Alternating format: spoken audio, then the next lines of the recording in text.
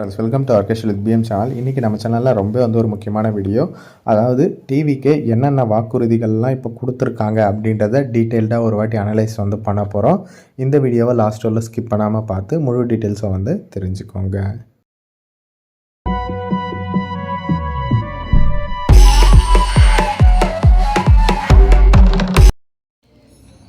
Okay friends, அவேகாவின் தேர்தல் அறிக்கை என்னென்ன அப்படின்றத பார்த்துடலாம். முக்கியமான பாயிண்ட்ஸ் எல்லாமே எடுத்து வச்சுருக்கேன். ஃபஸ்ட்டு 1 by 1 பார்த்துடலாம். சரியா? 60 வயதுக்கு உட்பட்ட குடும்ப தலைவிகளுக்கு மாதம் 2500 ரூபாய் அப்படின்ட்டு சொல்லியிருக்காங்க. அதாவது குடும்ப தலைவிகளுக்கு அப்படின்ட்டு மென்ஷன் பண்ணியிருக்காங்க. அதாவது ஒரு வீட்லேயும் இப்போ ரேஷன் கார்டில் குடும்ப தலைவிகள் இருப்பாங்க இல்லையா, அவங்களுக்கு பார்த்திங்கன்னா 60 வயசுக்குள்ளே இருக்கணும். மாதம் 2500 ரூபாய் கொடுக்குறதா சொல்லியிருக்கிறாங்க. இதுக்கு எல்லாத்துக்குமே பார்த்திங்கன்னா ஒரு சில ரூல்ஸ் அண்ட் ரெகுலேஷன்ஸ் இருக்கும். ஒன்றுத்துக்குமே ஜிஓ ரிலீஸ் பண்ணுவாங்க.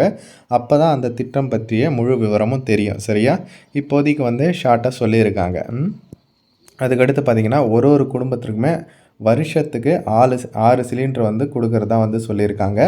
அதுக்கப்புறம் பார்த்திங்கன்னா மணப்பெண்ணுக்கு 1 சவரன் தங்கம் மற்றும் பட்டு சேலை வழங்கப்படும் அப்படின்ட்டு சொல்லியிருக்காங்க. இது யாருக்கு என்ன ஏதுன்றதெல்லாம் அதான் டீட்டெயில்டாக ஜீவா ரிலீஸ் பண்ணுவாங்க. ஓகேவா?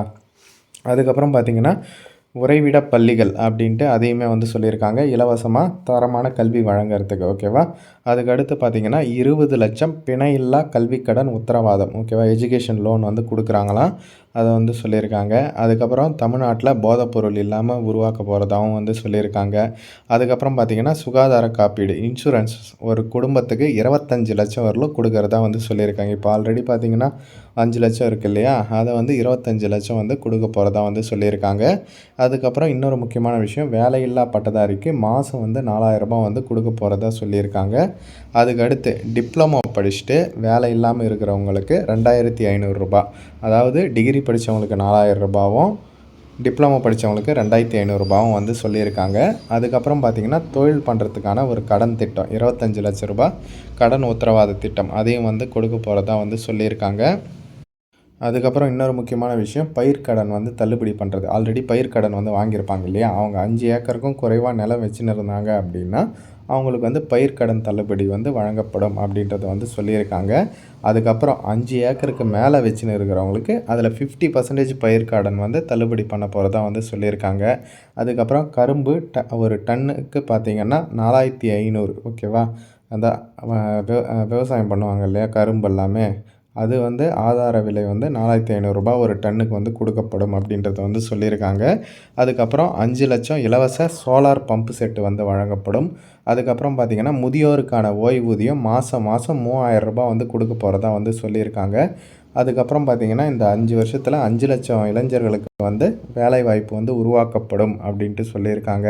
அதுக்கப்புறம் பதிவு செய்யப்பட்ட மீனவர்களுக்கு 25 லட்சம் விபத்து காப்பீடு சொல்லியிருக்காங்க. அதுக்கப்புறம் அனைத்து வீடுகளுக்குமே பார்த்திங்கன்னா குழாய் நீர் குடிநீர் வசதி வழங்கப்படும் அப்படின்ட்டு சொல்லியிருக்காங்க.